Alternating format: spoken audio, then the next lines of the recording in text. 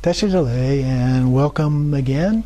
This time we are looking at the fourth vision in the Yeshe Lama text, page 127, if you're following along.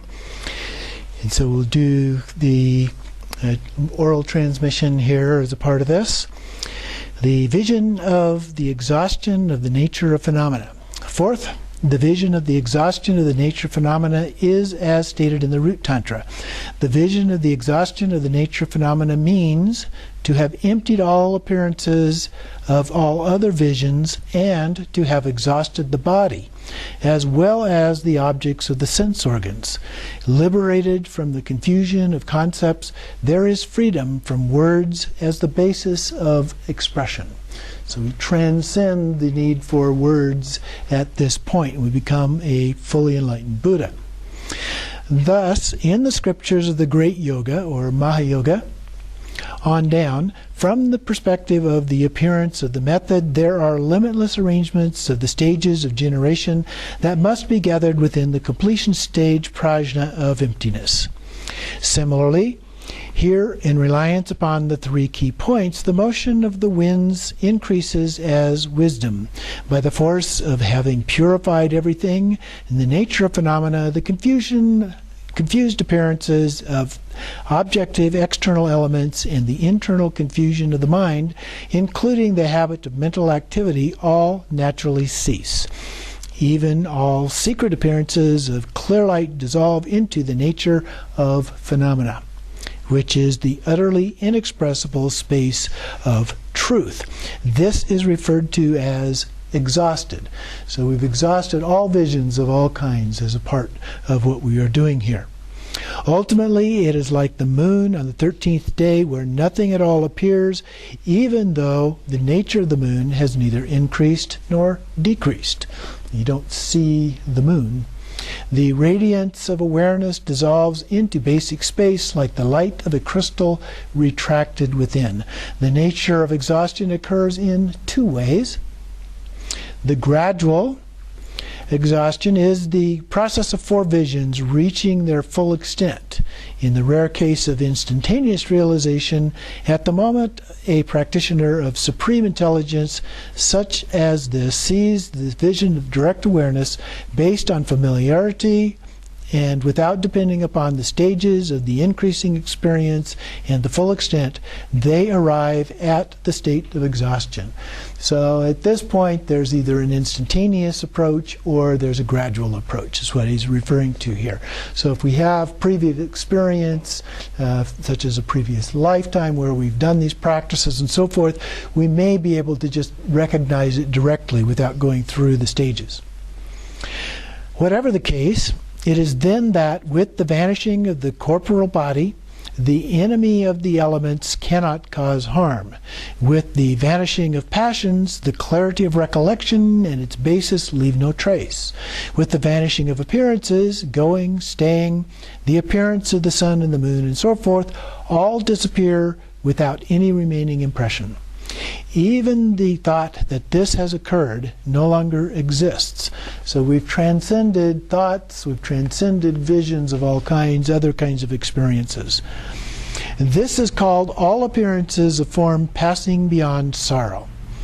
At this time there are two attainments. Having attained freedom from rebirth by arising in the kaya of the great transference, or rainbow body, one brings to fruition the purpose of beings. Then, when the stages of the visions are exhausted, as one focuses on the gathering of the light at the fingers, appearances are naturally reversed so that the support and supported universe and inhabitants are evident like the moon's reflection or as in a dream.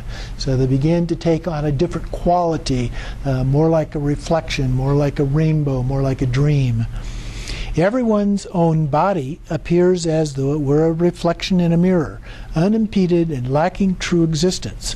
What one sees will not be seen by those whose eyes are impure, just as when a king bowed down to the kaya of the great master Padmasambhava only to touch his own head to the cushion. So he was there visiting Padmasambhava, he bowed down to him, and when he bowed down, instead of touching his head to his forehead, as we commonly would do, he bent all the way down and clunk to the cushion. He went right through the body. Similarly, by vanishing into particles and becoming clear light, one attains control over both birth and entrance, which is an exclusive feature of Togal. Through Trekcho, the body vanishes into particles and the mind vanishes into the nature of phenomena, so liberation occurs only in the state of original purity. At the same time, through Togal, miraculous activities are so inconceivable, the aims of the 6 classes of beings are fulfilled both directly and indirectly in their individual realms. So there's the ability to go to all of the 6 realms and be able to help individuals there. In particular, the deed of liberating 3,000 human beings with harmonious aspirations without physical remains is accomplished. Now, I'm not sure what the source of that particular expression of 3,000 beings is, human beings. But there must be one where it talks about the ability to do that within the context of Togal. I'm just not familiar with it. Finally, enlightenment in the kaya of the ever-youthful vase of the nature of phenomena will be achieved. So the ever-youthful vase will be the Dharmakaya. Finally, enlightenment in the kaya, I got that, the ever-youthful vase of the nature of phenomena will be achieved in Padmasambhava, as demonstrated by the living examples of Padmasambhava and the stainless teacher of truth, which would be Vimalamitra. Some of the explanations given by the omniscient one, which would be Longchenpa, make reference to the 3,000 Bardo beings being liberated. So there's a reference to that. Since human beings are in the Bardo of the birthplace, this would be the Bardo of this life, there is no contradiction. Having mastered entrance, even though at this time there is no great wave of benefit for others through a kaya, one can liberate 3,000 beings just by directing awareness. So at that state, supposedly we can do this just by directing our awareness. And then beings will benefit from that and achieve this state. Through the key point of being liberated from the effects of good and bad karma, like a mist vanishing in space, dissolving into inner space, the enlightened activity of inseparable kayas and wisdom is enacted for the sake of others until samsara is emptied. The radiance of inner luminosity, absorbed without obscuration, becomes a clear external manifestation of the pure realm of a rich array, such as the partial Sambhogakaya and so forth, arising like a face in a mirror. So this would be a reference to the visions where you have a partial vision of a partial body that appears, a face that appears, and so forth, without the complete vision. From the nature of the unceasing ornamental wheel of enlightened body, speech, and mind, the 5 Sambhogakaya bodies appear to the 10th ground bodhisattvas. To Shravakas, Pratekas, and ordinary individuals, the supreme Namanakaya appears. And, therefore, by way of enacting deeds according to the faculties, aspirations, and intentions of sentient beings, the Namanakaya, artisans, reincarnates, and so forth appear. This is clearly elucidated as well in the staircase to Akanishta, which describes the generation stage.